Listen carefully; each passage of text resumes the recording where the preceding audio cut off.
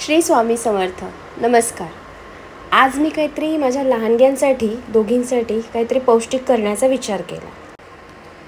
तर शेपूचे थेपले हे मला योग्य वाटले. त्यासाठी ही तयारी: शेपू, लसूण, ओवा, लाल तिखट, हिंग, हळद, धणेजिरे पूड, मीठ आणि तूप. इथे मी पीठ घेतलं आहे 2 वाट्यांचं. त्यात हिंग आधी घालून घेतलं.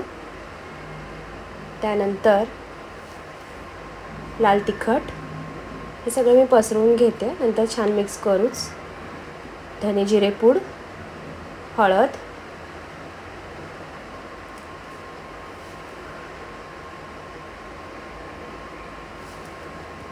धने जिरे पूड मला जरा जास्त आवडते म्हणून मी पुन्हा थोडीशी घेतली आणि त्याने एक वेगळी चव येते थेपल्यांना वगैरे. मीठ, ओवा मी जरासा भाजून ठेवलेलाच असतो नेहमी, तो थोडासा क्रश करून हाताने त्यामध्ये पिठामध्ये मिक्स करून घेते. लसणाचा ठेचा हलकासा करून ठेवला. मी फार काही लसूण पातळ ठेचून नाही ठेवत. मला लसूण दाताखाली आलेला, चावण्यात आलेला तो फार लसूण आवडतो. आता हे सुकं मी मिक्स करून घेतलं आधी, कोरडं मिश्रण. हे छान एकजीव करून घेऊन यामध्ये आता मी थोडंसं मोहन गरम केलेलं आहे ते ओतून घेते. जास्त गरम नाही केलं मी, ते हलकंसं गरम करून तेही आता मिक्स करून घेणार. आता यामध्ये शेपू धुवून कापून व्यवस्थित घेतलेला आहे तो आता मी यात मिक्स करून घेते. हे मिश्रण एकजीव झालं आहे. आता शेपू मिक्स करून घेऊया. शेपू असा तर लहान मुलं कधीच खाणार नाही. लहान मुलं काय, मी सुद्धा खात नव्हते शेपू. मी माझ्या डिलेव्हरीनंतर शेपू खायला लागले. शेपू आता लहान मुलांना कसा द्यावा, तर हे मी एक त्यातल्या त्यात सोपा उपाय मला वाटला. कारण थेपल्यांवर तूप वगैरे लावून दिलं की लहान मुलं मस्त आवडीने खातात. आता मी हे पीठ मळून घेते. मी जरा तेल गरम मोहन घेतलं होतं थोडंसं. माझ्या हाताला हलकासा चटका लागला म्हणून मी हातावरच पाणी ओतून ओतून पीठ मळते. हे पहा, पीठ छान एकजीव करून घेऊया. शेपूचे फायदे कितीतरी आहेत. अफाट असा शेपू शरीराला चांगला आहे. शेपू हा मुळात रोगप्रतिकार शक्ती वाढवतो. शेपूमुळे शरीरातले साखरेचं प्रमाण जे आहे ती पातळी कमी करण्यास आपल्याला मदत होते. शेपूमुळे विटॅमिन सी चांगला आपला होतो, ज्यामुळे आपल्या पचनक्रियेला चालना मिळते. तसंच शेपूच्या भाजीचा आहारात नेहमी समावेश करायलाच हवा, कारण तो शरीराला खूप चांगलाच आहे. शेपूच्या भाजीचं डायरेक्ट सेवन होत नाही, म्हणून त्यासाठी लोक भाजी करताना त्यात शेंगदाण्याचं कूट, वेगवेगळ्या डाळी असं वापरून ती भाजी केली जाते. पण लहान मुलं भाजीही खात नाहीत, म्हणून मग पराठे केले की त्याला थोडंसं तूप लावून किंवा दहीसोबत किंवा एखाद्या चटणीसोबत किंवा सॉससोबत असं आपण देऊन ते पराठे मुलांना खाऊ घालू शकतो. काही लोकांना झोप पूर्ण न होणं किंवा खूप वेळा झोपण्याचा प्रयत्न करूनसुद्धा त्यांना झोप लागत नाही, अशांसाठी शेपूचं भाजीचं जेवण कायम चांगलं.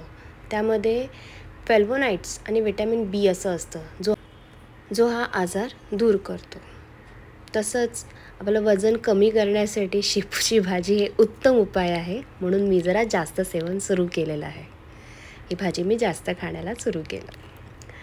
आता आपण इथे गोळे करून घेतलेले आहेत. माझ्या 2 वाट्यांच्या पिठामध्ये काहीतरी 10 ते 11 झालेत. 11 गोळे झालेत. आता आपण एक एक करून लाटून शेकवायला सुरुवात करूया. हे पहा, हा माझा पहिला थेपला आहे. मला शेपू हा प्रकार स्वतःला खूप कधीच खाल्लेला असं आठवतही नाही, पण डिलेव्हरीनंतर आईने, वहिनीने मला तो खायला शिकवला. नाहीतर मी तो कधी खाल्ला पण नसता. पण शेपूच्या भाजीमध्ये इतके फायदे आहेत हे मी जेव्हा स्वतः त्या भाजीचा अभ्यास केला तेव्हाच कळलं. कारण मला पोटदुखीचा नेहमी त्रास असायचा.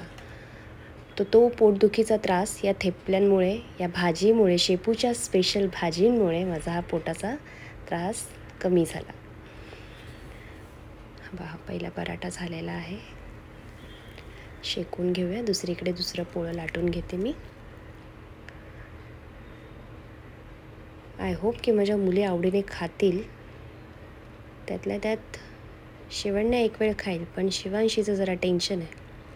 माझी मोठी जी 3 मिनटं मोठी आहे ती कधी कधी असल्या सगळ्या गोष्टी खायला नखरे करते. सॉरी, मी थोडंसं पर्सनल जास्त शेअर करते, बट थेपले लाटता लाटता काय बोलू म्हणून हे असं आपलं बोलणं चालू ठेवलं आहे. तुम्हाला बोरिंग वाटलं असेल तर प्लीज मला कमेंट्समध्ये सांगा. मी नेक्स्ट टाईम असलं काही बोलणार नाही. इथे हे थेपलं माझं शेकायला सुरुवात झाली आहे.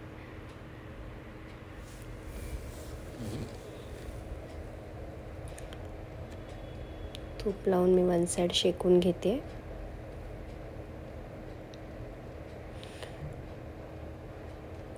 मला पलेत्याने शेकवता येत नाही. आपलं एक मस्तपैकी कापड घ्यायचं कॉटनचं आणि त्याने जे शेकवण्याची मजा आहे ती पलेत्यात वगैरे नाही आहे, असं माझं पर्सनल थिंकिंग आहे. हे पहा, पहिला थेपला हा मस्तपैकी झालेला आहे. असे आपण आता सगळे थेपले करून घेऊ. तर अशा प्रकारे लहानांपासून ते मोठ्यांना आणि शरीराला पौष्टिक असे आपले शेपूचे थेपले तयार आहेत. माझी रेसिपी आवडली असेल तर please like, share and subscribe my channel. Thank you so much. Shri Swami Samarth.